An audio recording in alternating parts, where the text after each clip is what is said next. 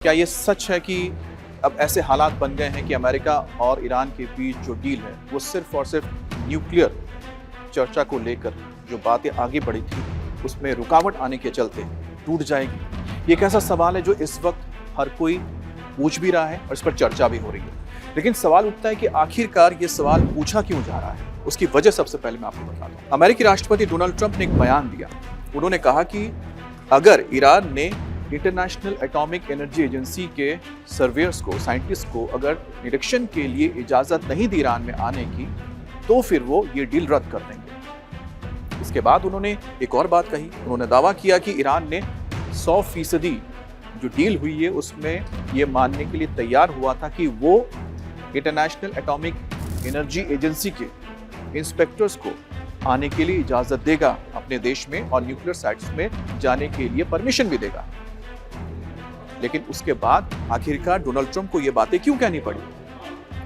उसकी वजह दरअसल सोमवार के दिन उपराष्ट्रपति जेडी वांस ने कहा कि जो बातचीत स्विट्जरलैंड में हुई है उसमें एक बड़ी प्रगति हुई है, बड़ा प्रोग्रेस ये हुआ है कि ईरान ने मान लिया है या फिर उसने हामी भर दी है कि अब न्यूक्लियर डील के ऊपर आगे बातचीत होगी और इंटरनेशनल एटॉमिक एनर्जी एजेंसी के जो साइंटिस्ट हैं वो ईरान जाकर अपना काम शुरू करेंगे। इसकी इजाजत दे दी गई है। लेकिन जैसे ही जेडी वांस की बात निकलकर सामने आई, तुरंत ईरान की ओर से इस पर एक प्रतिक्रिया आ गई, कमेंट आ गया। अब उन्होंने कहा कि ऐसा हमने कोई भी वादा नहीं किया है, हमने कोई डेट तय नहीं किया है कब हम एजेंसीज को, यानी कि एटॉमिक एजेंसी के जो इंस्पेक्टर्स हैं या साइंटिस्ट हैं उनको आने की इजाजत देंगे। इस बारे में हमने कोई हामी नहीं भरी, हमने कोई भी इसमें तारीख तक नहीं दी है।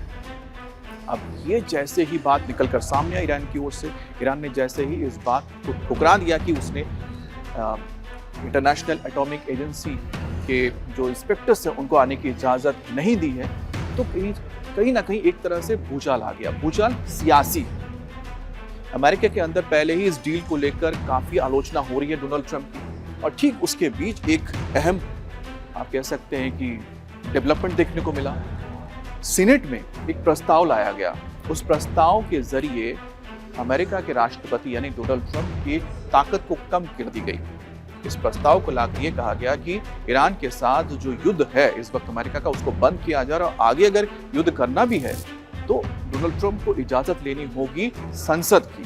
अब इसके बाद अमेरिकी राष्ट्रपति डोनाल्ड ट्रंप ने कहा कि ये एक ऐसा वक्त चुना गया है जब मैं बस ईरान को झुकाने ही वाला था, उनको तोड़ने ही वाला था। ठीक उससे पहले ये कदम उठाया गया संसद की ओर से। लेकिन मेरे लिए मुश्किलें बड़ी हैं, लेकिन मैं रुकूंगा नहीं। मैंने जो कहा है, जो मैंने ठान ली है, वो मैं करके रहूंगा। अब जिस वक्त ये बात निकलकर ईरान से आई कि उन्होंने इजाजत नहीं दी है इंटरनेशनल एटॉमिक एनर्जी एजेंसी के इंस्पेक्टर्स को या फिर साइंटिस्ट को आने की, और ठीक उसके बाद संसद में ये प्रस्ताव पास होता है, तो डोनाल्ड ट्रंप के लिए कहीं ना कहीं पूरे देश के अंदर आप कह सकते हैं कि एक ऐसी स्थिति बन गई जिसमें उनके लिए ये नेगेटिव जा रहा था। उनके जो नैरेटिव है, जो उन्होंने सेट किया था कि उन्होंने ईरान को झुका दिया है, उन्होंने ओबामा से बेहतर डील दी है देश के लिए या फिर दुनिया के लिए, ईरान को मना लिया है न्यूक्लियर प्रोग्राम को खत्म करने के लिए, बंद करने के लिए, उस पर कहीं ना कहीं चोट कर दी। और जिसके बाद डोनाल्ड ट्रंप को ये बयान देना पड़ा।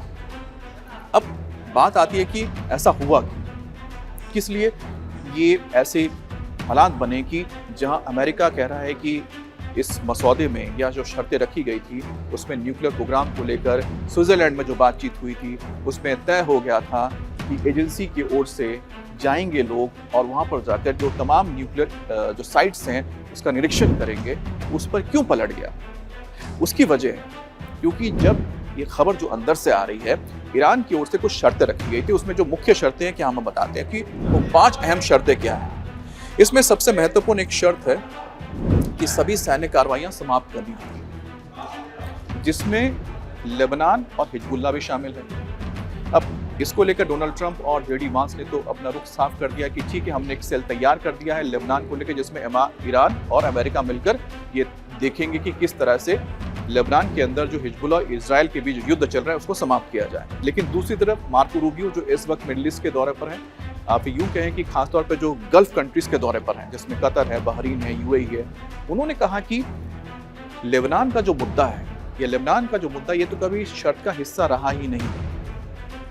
लेकिन साथ में उन्होंने ये भी कहा कि जब उनसे पूछा गया कि ईरान तो ये कह रहा है कि इंटरनेशनल एटॉमिक एजेंसी के जो साइंटिस्ट हैं उनको हमने आने की इजाज़त नहीं दी है, तो उनका कहना था कि मुझे नहीं पता कि इस तरह के बयान वो क्यों दे रहे हैं, लेकिन डील का एक हिस्सा है कि international atomic agency, energy agency के जो भी बड़े अधिकारी होंगे वो जाएंगे, इंस्पेक्टर्स जाएंगे और निरीक्षण करेंगे ईरान में मौजूद न्यूक्लियर साइट्स का।